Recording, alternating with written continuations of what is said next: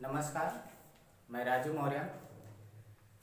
चलिए आज हम आपको बताएंगे कि समतल दर्पण से कैसे क्वेश्चन उठते हैं, समझ में आया? और ये जो क्वेश्चन होते हैं इस टाइप के समतल दर्पण संबंधित, ये आपके कॉम्पिटिटिव एग्जाम के लिए बहुत इंपॉर्टेंट है और कॉम्पिटिटिव एग्जाम में कई बार पूछा गया है।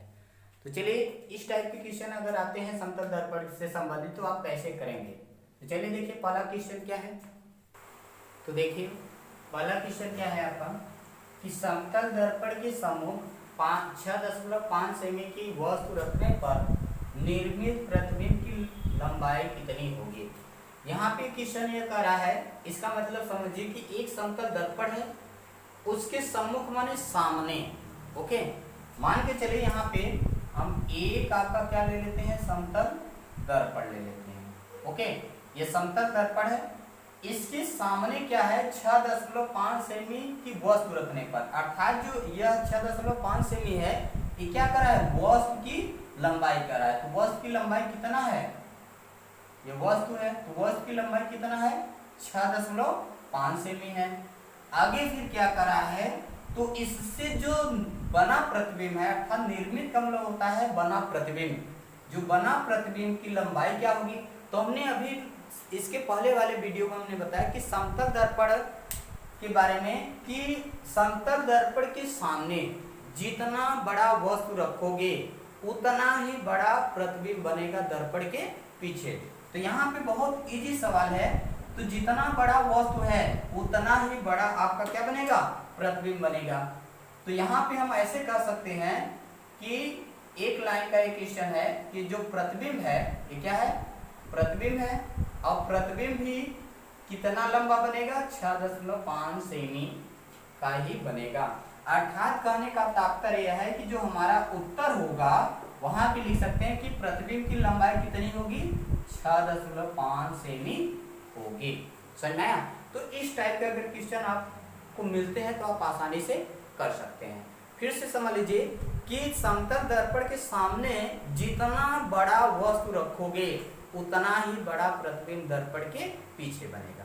ओके, तो यहाँ पे ये स्थिति नहीं पूछ रहा है कि दर्पण के पीछे बनेगा आगे बनेगा, बस ये पूछ रहा है कि प्रतिबिंब कितना बड़ा बनेगा, अर्थात प्रतिबिंब की लंबाई कितनी होगी। तो जितना वस्तु लंबा होगा उतना ही प्रतिबिंब बनेगा। ओके, तो कितना लंबा प्रतिबिंब बनेगा 6.5 सेमी का ही बनेगा। ओके, तो दूसरा क्वेश्चन क्या है, देखिए अलग टाइप के क्वेश्चन हमने यहाँ पे लिया। इसका हल क्या है, कराए 160 मीटर ऊंचाई के मनुष्य का पूर्ण प्रतिबिंब देखने के लिए दर्पण की आवश्यक अधिकतम ऊंचाई कितनी होगी। यहाँ पे यह कह रहा है क्वेश्चन कि 160 मीटर का क्या है, एक व्यक्ति है और उसे अपना पूर्ण प्रतिबिंब देखना है तो दर्पण की ऊंचाई क्या होगी। तो हमने इसके पहले वाले वीडियो में गुण में बताया कि जो दर्पण की ऊंचाई अगर निकालना हो तो सदैव वस्तु का क्या कर दो, वस्तु की कुल लंबाई का आधा कर दो। ओके, तो यहाँ पे आप ऐसे ही बता सकते हैं कि जो दर्पण की ऊंचाई होगी वो क्या होगी, वस्तु का आधा होता है, तो वस्तु की लंबाई कितनी 160 और उसका आधा करोगे कितना मिलेगा 80 मिलेगा। अर्थात दर्पण की अधिकतम ऊंचाई कितनी मीटर होगी 80 मीटर होगी। कैसे होगी, आपको हमने बताया कि सूत्र आप बना सकते हैं कि दर्पण की ऊंचाई बराबर, फार्मूला में क्या बनाया था अभी इसके पहले वाले वीडियो में, बराबर क्या, वस्तु की कुल ऊंचाई बटा 2। ओके, चलिए वस्तु की कुल ऊंचाई अर्थात वस्तु माने मनुष्य कितना ऊंचा है 160, ऊंचाई का मतलब मनुष्य की लंबाई कितनी है 160 मीटर है, बटा 2 और 80 गुना 160, अर्थात जो दर्पण की ऊंचाई होगी कितनी होगी 80 मीटर लेंगे तो मनुष्य का पूर्ण प्रतिबिंब देख सकते हैं। अर्थात वह मनुष्य अपना पूर्ण प्रतिबिंब देखने के लिए वस्तु को कितना लंबा दर्पण लेंगे 80 मीटर दर्पण लेंगे तो अपना पूरा प्रतिबिंब देख सकता है। चलिए देखिए आगे का क्वेश्चन क्या है। तो चलिए देखिए हमने इस टाइप के क्वेश्चन अभी बताया और यह क्वेश्चन आपके लिए छोड़ देते हैं, क्योंकि यह बहुत ही इजी है। आप ये क्वेश्चन करिए, और अगर आपको आ रहा है या नहीं आ रहा है तो हमारे कमेंट बॉक्स में कमेंट करके बताइए। अगर आपको ये आ रहा है तो आंसर भी कमेंट करके बताइए कि सर इसका आंसर ये होगा। ओके, तो चलिए हम आगे अगला क्वेश्चन अन्य प्रकार से हम आपको बताते हैं कि अगला क्वेश्चन कैसे उठेगा। ओके, तो चलिए देखिए अगला क्वेश्चन क्या है। क्वेश्चन नंबर 5 क्या कह रहा है, यदि कोई व्यक्ति समतल दर्पण के सम्मुख 3 मीटर की दूरी पर खड़ा है तो दर्पण से कितनी दूरी पर प्रतिबिंब बनेगा तथा व्यक्ति व प्रतिबिंब के बीच की दूरी ज्ञात कीजिए। अर्थात यहाँ पे दो क्वेश्चन बन रहा है, एक तो हमें प्रतिबिंब कितनी दूरी पे बनेगा और दूसरा कह रहा है व्यक्ति और प्रतिबिंब के बीच की दूरी क्या होगा। तो चलिए इसको हल कैसे करते हैं समझते हैं। पहले हम यहाँ तक देखते हैं। चलिए क्या करें, यदि कोई व्यक्ति समतल दर्पण के सम्मुख, तो हम एक समतल दर्पण बना लेते हैं। फिगर के माध्यम से आप आसानी से समझ सकते हैं।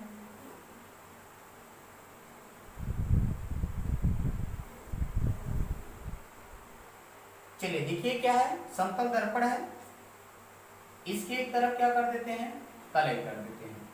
तो क्या कर रहा है कि यदि कोई व्यक्ति समतल दर्पण के सम्मुख 3 मीटर की दूरी पे है, अर्थात दर्पण से कितने मीटर की दूरी पे है, 3 मीटर की दूरी पर है।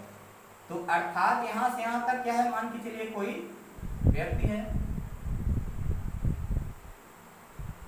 तो समतल दर्पण से कितनी दूरी पर स्थित है, 3 मीटर की दूरी पर स्थित है। तो दर्पण से कितनी दूरी पर प्रतिबिंब बनेगा, तो दर्पण से कितनी दूरी पर प्रतिबिंब बनेगा। तो हमने अभी आपको बताया पहला इसका गुण कि मतलब यहाँ पे गुण में आप लोग देख लीजिए, तो क्या कर इसमें बताया गया कि दर्पण से जितने सेमी की दूरी पर वस्तु रखी जाएगी प्रतिबिंब भी दर्पण से उतने ही दूरी पे बनेगा। अर्थात दर्पण से 3 मीटर की दूरी पर वस्तु है या व्यक्ति है तो प्रतिबिंब भी कितने मीटर की दूरी पे बनेगा, 3 मीटर की दूरी पर ही बनेगा। तो इसका आंसर बहुत ही इजी है, कितने मीटर की दूरी पे बनेगा, 3 मीटर की दूरी पर। तो इसको हम मान के चलिए आपका यह व्यक्ति है। ओके, इसका जो प्रतिबिंब बन रहा है कितना दूरी पे बन रहा है, 3 मीटर की दूरी पे बनेगा। इसका पहले का आंसर क्या हो गया कि यहाँ पे कह सकते हो दर्पण से प्रतिबिंब की बीच की दूरी कितना होगा, 3 मीटर। तो यहाँ पे आंसर लिख सकते हैं कितना, 3 मीटर। ओके, आगे यहाँ पे देखिए क्वेश्चन क्या है दूसरा क्वेश्चन क्या कह रहा है, व्यक्ति व प्रतिबिंब के बीच की दूरी क्या होगा। माने यह व्यक्ति है और यह प्रतिबिंब है, तो व्यक्ति से लेकर प्रतिबिंब के बीच की दूरी कितना होगा, तो यहां से दर्पण से लेकर 3 इधर है और 3 इधर है, तो टोटल 3 + 3 कितना हो जाएगा, 6 मीटर।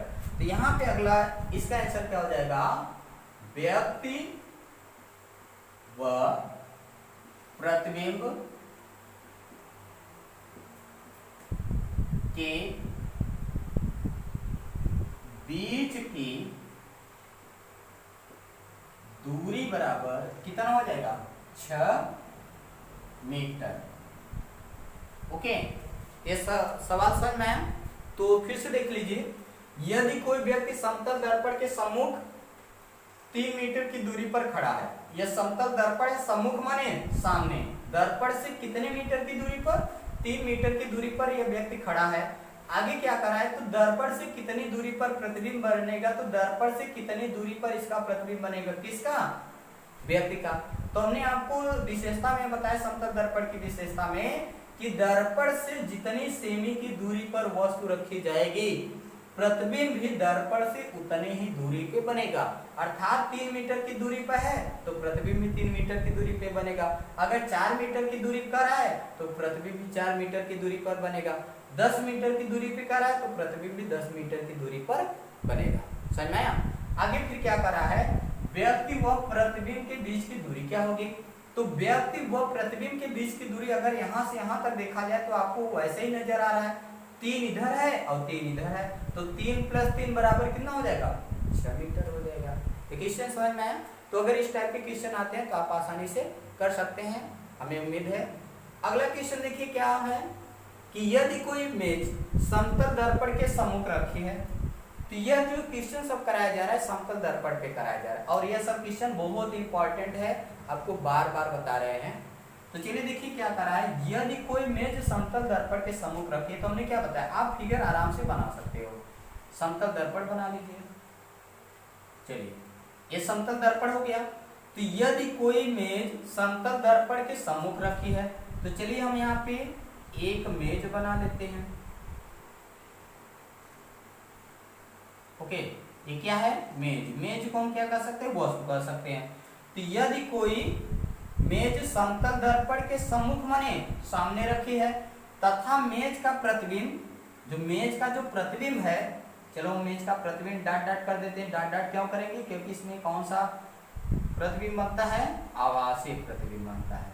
ओके, तो क्या है, इसका प्रतिबिंब है। तो चाहे आप यहाँ लिख सकते हैं समझने के लिए प्रतिबिंब। जैसे जैसे क्वेश्चन कर रहा है वैसे पहले आप फिगर बना लीजिए। एक दो बार आप फिगर बनाएंगे ऑटोमेटिक आपके दिमाग में घुस जाएगा। तो यदि कोई मेज समतल दर्पण के सम्मुख रखी है, समतल दर्पण है, इसके सम्मुख क्या है, कोई मेज रखा गया है, और उसका जो प्रतिबिंब बनेगा, तो हमें पता है कि समतल दर्पण का में जो बना प्रतिबिंब होता है दर्पण के पीछे बनता है। कैसा बनता है, आभासी बनता है। तो चलिए मेज का वहां पे आगे क्वेश्चन क्या करा, तथा मेज का प्रतिबिंब उससे 40 सेमी की दूरी पर है। मेज का प्रतिबिंब अर्थात मेज का जो प्रतिबिंब बना उससे माने किससे, मेज से। उससे माने किससे, मेज से। कितने दूरी पर बन रहा है, 40 सेमी की दूरी पर। अर्थात यहाँ से यहाँ तक जो बीच की दूरी है वो कितना है, 40 सेमी है। ओके, तब क्या कर रहा है, दर्पण से मेज की दूरी क्या होगी। अब दर्पण से मेज की दूरी कर रहा है, क्या कर रहा है, दर्पण से मेज की दूरी कर रहा है। तो हमने आपको एक अभी इस टाइप की क्वेश्चन यहाँ पे हमने बताया कि दर्पण से मेज की दूरी आपको नहीं पता है, तो यहाँ पे मैथ में पढ़े हो कि किसी के बीच की दूरी नहीं पता होता है, तो हम क्या मान लेते हैं, यक्स मान लेते हैं, कुछ लोग वाई मान लेते हैं, कुछ लोग जेड मान लेते हैं। जिस तो चाहे जो मान लीजिए, तो हम क्या मान लेते हैं यहाँ पे कि माना दर्पण से मेज की दूरी क्या है, एक्स है। तो यहाँ पे देखिए लिख सकते हैं कि माना दर्पण से मेज की दूरी बराबर क्या है, x सेमी है। सेमी में दे रहा है तो सेमी में नापेंगे, तो x सेमी है। ओके, तो इतना जब हम यहाँ से यहाँ के बीच की दूरी x मान लिए, ओके, कितना मान लिए, x सेमी मान लिए, तो आपको पता है कि दर्पण से जितने दूरी पर वस्तु रखी जाती है तो प्रतिबिंब भी उतनी दूरी पे बनता है। यहाँ पे देखिए 3 सेमी की दूरी पर व्यक्ति खड़ा है, तो प्रतिबिंब भी 3 सेमी की दूरी पर बन रहा है। तो दर्पण से x मीटर की दूरी पर मेज है, तो प्रतिबिंब भी कितनी दूरी पे बनेगा, ओ मीटर नहीं सॉरी सेमी की दूरी पर है, तो प्रतिबिंब भी क्या बनेगा, x मीटर x सेमी की दूरी पर बनेगा। ओके, तो यहाँ पे हमें अर्थात यहाँ पे कह रहा है कि x और x प्लस x बराबर कितना आ रहा है, 40 सेमी। अर्थात यक्स और यक्स को जोड़ोगे कितना आ जाएगा, 40 के सेमी के बराबर होगा। तो यहाँ पे लिख सकते हैं x प्लस x बराबर कितना, 40 सेमी। ओके, तो x कितना हो जाएगा, 2x बराबर कितना हो जाएगा, 40 सेमी होगा। अब यहाँ पे काट सकते हैं, तो 2 को 40 से काटेंगे तो 20 गुना 40। ओके, तो यहाँ पे x बराबर कितना आएगा, x बराबर कितना आएगा, 20 सेमी। ओके, और x किसकी वैल्यू माने हो, मेज। तो दर्पण से मेज की दूरी कितनी होगी, 20 सेमी।